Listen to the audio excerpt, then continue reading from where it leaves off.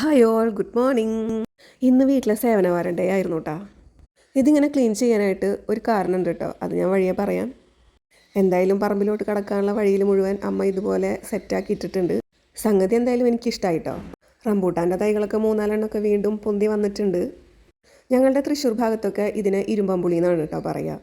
പല സ്ഥലങ്ങളിലും പല പേരുകളിലാണ് ഇത് അറിയപ്പെടുന്നത്. നിങ്ങളുടെ നാട്ടിലൊക്കെ എന്താ പറയാമെന്നൊന്ന് കമൻറ്റ് ചെയ്യണേ.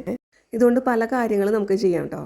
മീൻ കറിയിലിടാം, പിന്നെ അച്ചാറിടാം, ചമ്മന്തി അരയ്ക്കാം. ചമ്മന്തിയൊക്കെ അരച്ചാൽ നല്ല ടേസ്റ്റാണ് കേട്ടോ. ഇതെന്താണെന്ന് മനസ്സിലായി, ഇതാണ് കുടംപുളി. പാട്ടിലൊക്കെ കേട്ടിട്ടില്ലേ, കുടംപുളി ഇട്ട് വെച്ച നല്ല ചെമ്മീൻ കറിയുണ്ട്. ആ കുടംപുളിയാണ് ഈ കുടംപുളി. ഈ മരം ഇവിടെ മാത്രമല്ല കേട്ടോ, പറമ്പിൻ്റെ പല ഭാഗങ്ങളിലായിട്ട് നിൽപ്പുണ്ട്. അപ്പോൾ മഴ സീസൺ ആയാലാണ് ഇത് പഴുത്ത് വീഴുക. അപ്പോൾ പറമ്പിൽ പുല്ലൊക്കെ ഉണ്ടെന്നുണ്ടെങ്കിൽ ഇത് നമുക്ക് കാണാൻ പറ്റില്ല. മാത്രമല്ല ഇത് പെട്ടെന്ന് ചീഞ്ഞ് പോവുകയും ചെയ്യും. ഇത് ഒരുപാടുള്ളതുകൊണ്ട് തന്നെ ഇത് നമ്മൾ വിൽക്കാറുണ്ട് കേട്ടോ. വീട്ടിലാവശ്യത്തിന് കുറച്ചെടുത്ത് വെക്കും, എന്നിട്ട് ആരെങ്കിലും ആവശ്യക്കാരുണ്ടെങ്കിൽ കൊടുക്കുകയും ചെയ്യും. ഇത് സർവ്വസുഗന്ധിയാണ് കേട്ടോ. ഇറച്ചിക്കറിയിലൊക്കെ നല്ല സ്മെല്ല് കിട്ടാൻ വേണ്ടി നമ്മളിത് യൂസ് ചെയ്യാറുണ്ട് കേട്ടോ. മാത്രമല്ല മസാല ചായയൊക്കെ ഇഷ്ടമുള്ളവർക്ക് ചായയിലൊക്കെ ഇട്ട് കുടിക്കാനും നല്ലതാണ്. ഏതാണ്ട് യൂക്കാലിയുടെ ഒക്കെ തടി പോലെ എനിക്കിത് തോന്നിയിട്ടുള്ളത് കേട്ടോ. എല്ലാ ദിവസവും ഇല്ല, ഇടയ്ക്കെപ്പോഴെങ്കിലുമൊക്കെ ഒരു മസാല ചായ കുടിക്കണമെന്ന് തോന്നിക്കഴിഞ്ഞാൽ ഞാനിത് പൊട്ടിച്ച് ചായയിലിട്ട് കുടിക്കാറുണ്ട്. അപ്പോൾ എല്ലാം സെറ്റല്ലേ, ഓക്കെ, ബായ്.